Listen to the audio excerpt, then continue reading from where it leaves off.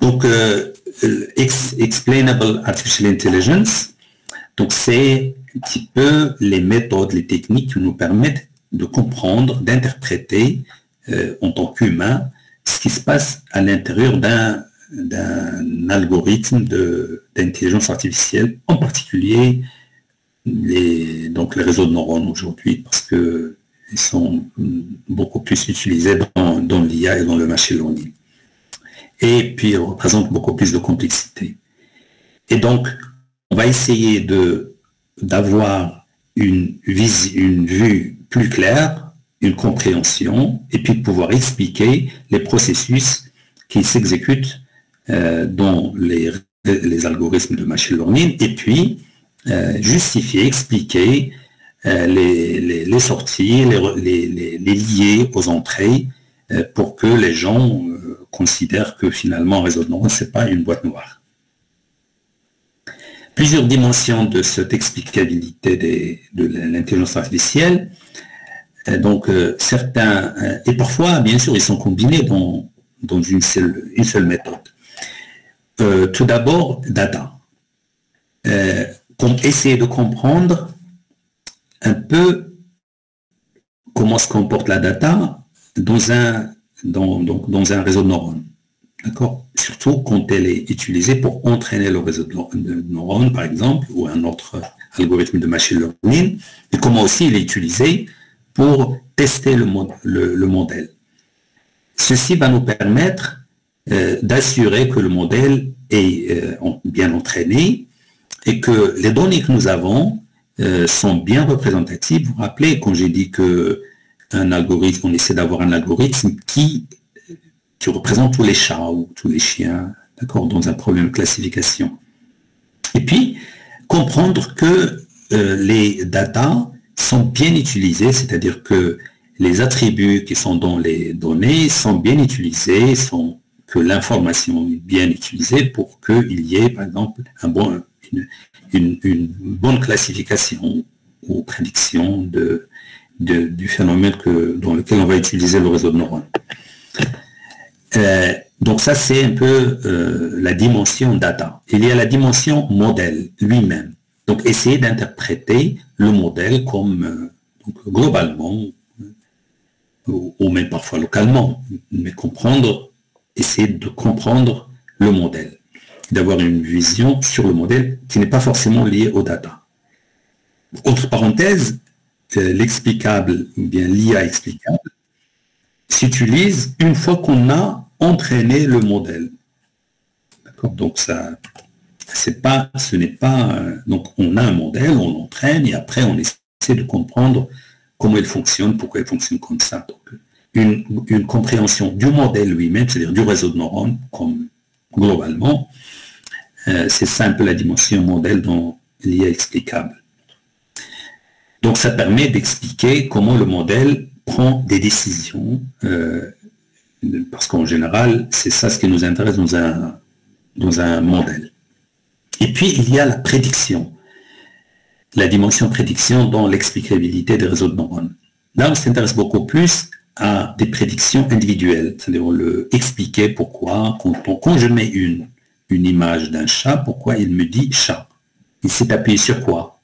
En particulier, sur quel pixel dans l'image, ou bien quelle combinaison de pixels dans l'image. Et bien sûr, ça aussi, ça permet de comprendre que les décisions sont bien prises parce que je m'appuie sur quelque chose compréhensible pour les humains ou pour les experts, parce que parfois, pas forcément pour... Mais les experts aussi sont des humains. Ils vont servir d'intermédiaires pour les autres humains. Et là, c'est surtout intéressant quand il s'agit d'applications en finance ou bien dans le domaine de la santé, parce que la personne elle doit accepter. Si on vient vers quelqu'un, on lui dit voilà, le logiciel dit que vous êtes atteint d'un cancer ou autre chose, et que vous devez suivre une opération compliquée, on ne peut pas lui dire tout simplement que c'est l'IA qui l'a dit. Il faut qu'on arrive quand même à lui expliquer les choses de façon beaucoup plus humaine.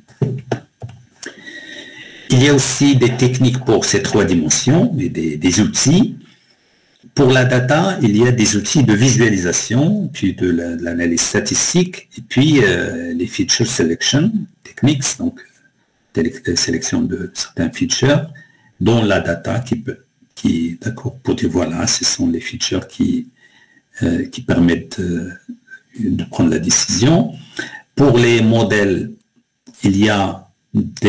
pour les modèles simples, il y a une explicabilité ou une interprétabilité de certains modèles, comme j'ai dit, les arbres de décision, ou même les KNN, qui sont faciles à expliquer. Mais il y a d'autres techniques ou d'autres méthodes d'explication des modèles. Nous allons voir LIM ou CHAP, ou LIME ou CHAP. Et puis, il y a parfois des visualisations de modèles à l'intérieur. Par exemple, quand on prend un réseau de neurones convolutif, et on voit un peu ce qui se passe dans chaque couche. Voilà, au début, les features, et puis les choses se complexifient ou deviennent de plus en plus abstraites, pour, à la fin, donc, permettre une classification d'une image. Pour la prédiction, il y a aussi des outils et des techniques.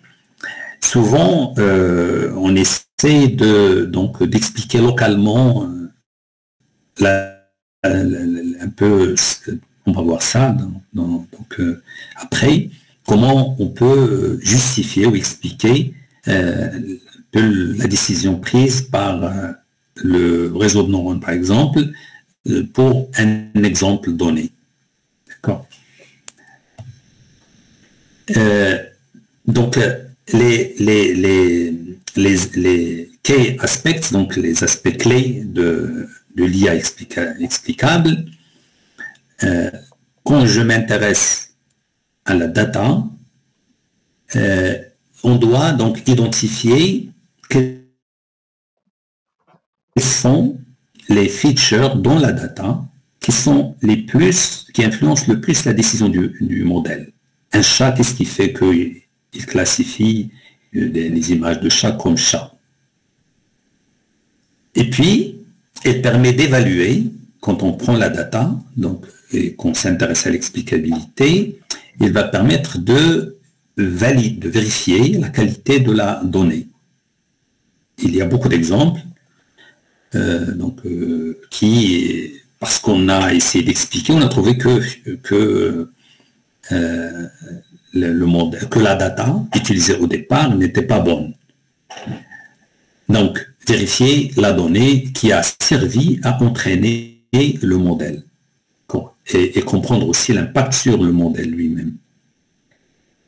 Par exemple, il y avait une fois dans un réseau de neurones, parmi les réseaux classiques entraînés, on a vu qu'il détecte, par exemple, les chevaux, un cheval, on lui donne une image cheval, il détecte cheval, et on a essayé de voir comment, donc on a utilisé ce que nous allons voir après.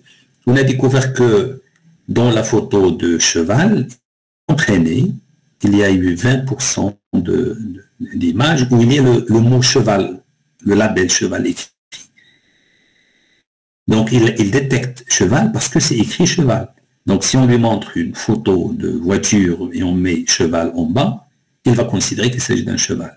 Quand il s'agit de du modèle, donc expliquer, ça permet d'avoir une transparence du modèle. Ça, c'est la première chose. D'ailleurs, c'est une des raisons les plus fortes qui poussent à avoir de l'IA explicative. Il y a aussi différents modèles, comme on a dit. Il y a des modèles qui sont déjà explicables depuis le début, comme les decision trees, les arbres de décision. Donc, il y a aussi les autres, comme le deep learning, où il faut utiliser des techniques plus complexes. Et puis, on comprend un peu la complexité du réseau de neurones. Pour la prédiction, on peut aussi utiliser l'explication, bien l'IA explicable, pour expliquer, souvent localement, donc en analysant des pixels, pourquoi il y a une telle décision ou une autre, comme j'ai dit, le chat, pourquoi. C'est comme ça qu'on a d'ailleurs, c'est en analysant des images, des photos, qu'on a découvert qu'ils considèrent un cheval parce que il y a le mot cheval dans l'image ou à côté de l'image.